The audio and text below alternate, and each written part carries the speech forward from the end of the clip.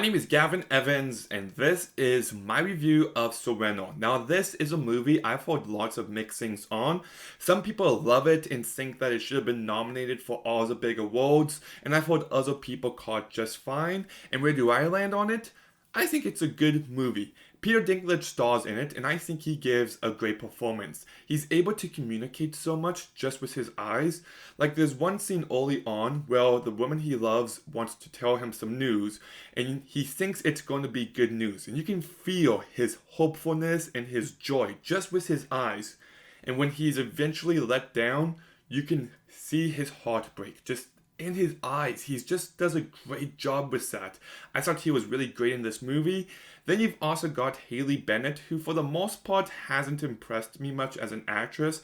I think her best performance was in this movie called Swallow, and she's really good in this movie. I think she's endearing and charming and does everything that the movie needed her to do just fine. Then you've got Kelvin Harrison Jr., who was in a movie called Loose, and I think that's a good movie. And he's good in this movie. He's not given a ton to work with, but he's still good regardless. Then you've got Ben Mendelsohn, who I think gives the weakest performance. I just don't think what he was going for really worked for me all that much. And then you've also got an actor named Bashir Salahuddin. I definitely mispronounced his name, but I thought he was good in this movie. He's not in it a ton, but the moments he is in it, he really stands out. And this is a musical, and it's not the over-the-top musical where everyone just breaks into dance like High School Musical. It's not like La La Land. It's not like Moulin Rouge. If I had to compare this musical to any other, I would compare it to Les Miserables, with less singing. They are still dance numbers, but they feel grounded. It's not over-the-top choreography, which I think works well for the tone of this movie.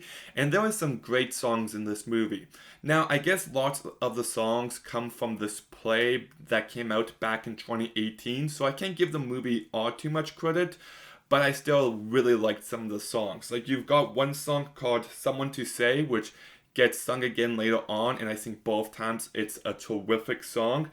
Every Letter's a great song, but the absolute best song in this movie is I Need More. That song is just fantastic. Whenever I listen to a musical, I always think if it's going to be Apple worthy. Are these songs going to be songs that I listen to on my phone?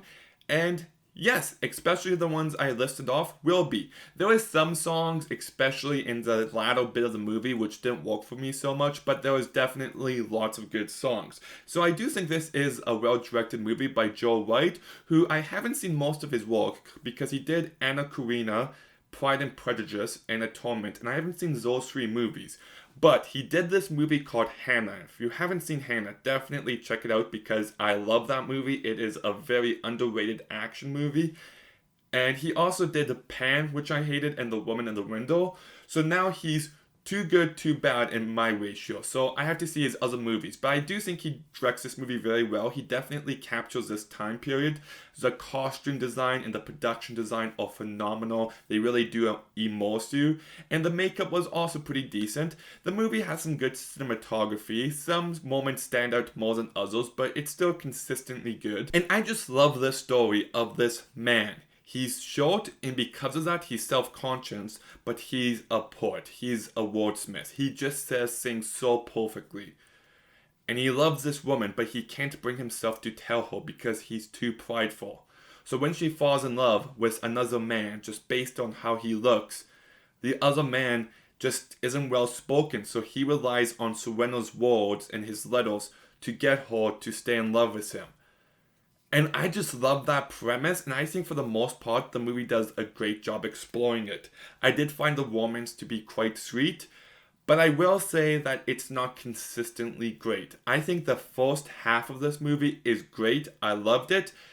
In the second half of this movie, I did start to feel the movie dragging a bit. It wasn't as strong thematically or narratively, and it did lose me a few times. This movie is just over 2 hours long, and I think if it was at that 1 hour 40, 1 hour 45 mark, it would have been perfect.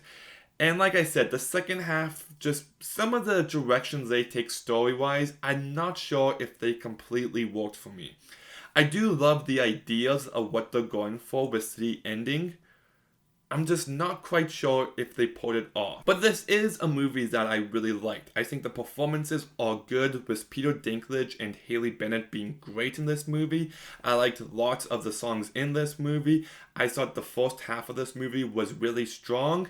The second half, it did lose me a bit. I don't think the songs were as good in the last act especially, and some of the story directions they took, I'm not sure if they entirely worked for me, but I loved the first half, and I still enjoyed the second half enough for me to say that this is a movie worth your time. So I'm going to go ahead and give Cyrano a 6.5 out of 10. Like I said, if the second half of this movie was a bit better, if the movie was tighter and they shaved off 20 minutes, I feel like this movie could have been really great. But I still definitely recommend it. Have you seen Cyrano? What did you think about it? Let me know in the comments down below. Make sure you like, make sure you comment, make sure you subscribe. Stay tuned for some more videos soon, and Gavin out.